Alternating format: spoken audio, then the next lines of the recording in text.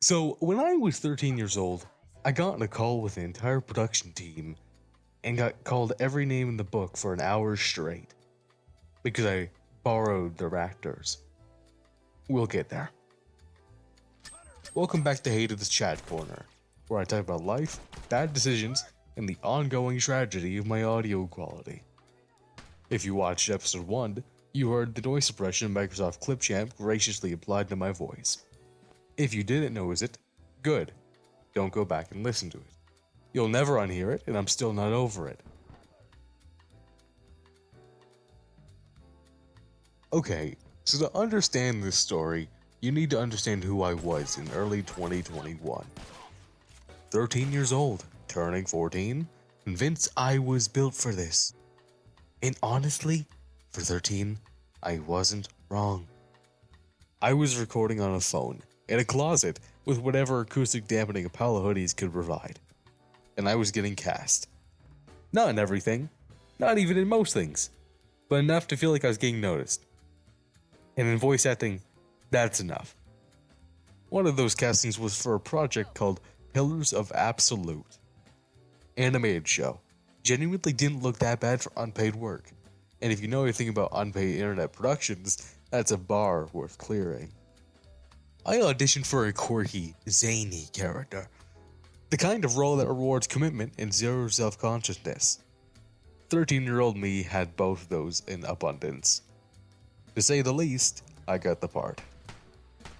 So I get welcomed into the cast, me and a bunch of others like me, young actors, new to this whole thing, but professional enough to hold their own against people who actually knew what they were doing. Which felt like a big deal at the time. And it was. And then nothing happened.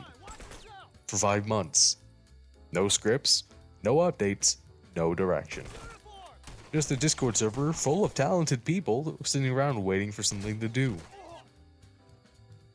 Now, if you watched episode 2, and if you haven't, go watch it. It'll explain a lot how my brain works. You already know that idle time and my decision making do not mix well. So naturally, I hired the actors for my own audio drama, which has been cancelled 6 times, never officially released.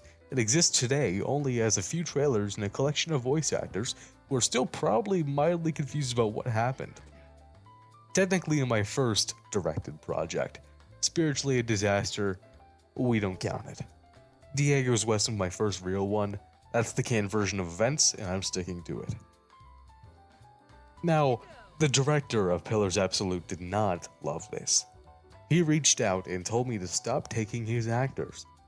And I, a 13-year-old with a head full of confidence and not enough wisdom yet to balance it, said, "You haven't done anything with this project in half a year.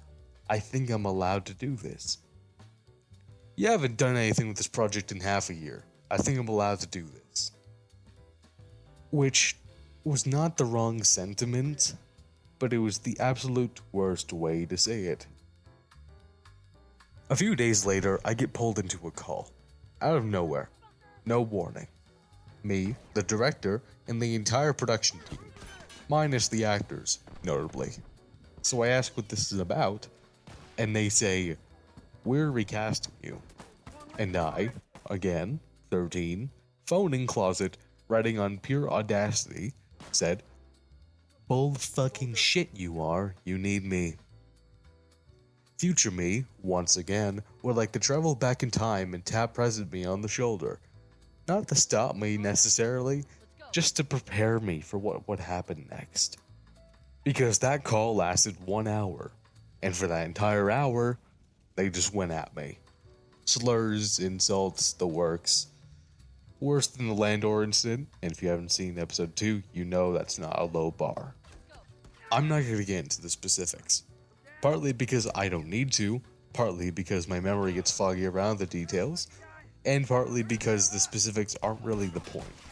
The point is, an entire production team decided the correct response to a 13-year-old borrowing their actors was an hour-long coordinated harassment session.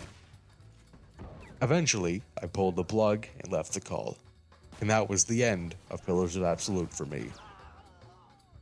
And look, I'll be honest, I wasn't innocent in that situation. Bull fucking shit you are, you need me, is not a diplomatic response. I know that. I knew it then. Somewhere underneath all the balls of steel I had at that time. But I also think I was still right. The project had been dead in the water for half a year.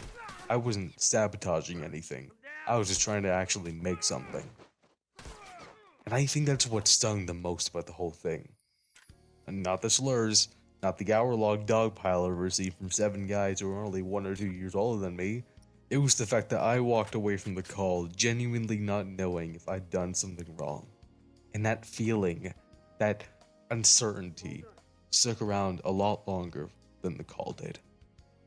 The thing I didn't fully admit to myself for a while, I wasn't getting hired. Not because I was bad, not because I wasn't trying, but because I was a kid recording on a phone in a closet.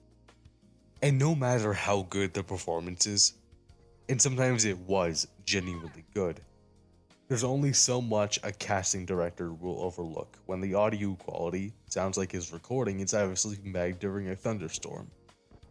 So between the harassment, the rejection, and the general chaos of trying to build something serious with no equipment and no budget at 13 years old, I stepped back.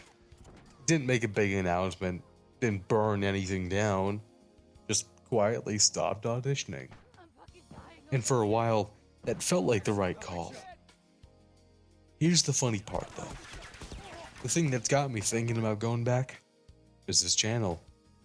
After episode 1 went up, and after I listened back to my own voice through Microsoft Clipcham's noise suppression, like it was filtered through a kitchen appliance, I started thinking seriously about my setup again. I've got an office now. Actual walls, actual space. And for the first time, the idea of turning it into a proper recording booth isn't a fantasy. It's just a few purchases away. Which is a weird feeling, realizing that a YouTube channel about my bad gameplay and questionable life decisions might be the thing that brings me back to voice acting. But that's kinda how it goes, isn't it? You don't always go back through the front door. Sometimes, you come back through the side entrance you weren't even looking for. So yeah, that's the story. 13-year-old me, a phone in a closet, a production team that had way too much time on their hands, and a hobby I put down for a year because the whole thing just stopped feeling worth it. Maybe it will be again. We'll see. Next time, I'll probably talk about something that isn't related to coordinated harassment. Like my own opinion. Maybe that's not such a good idea.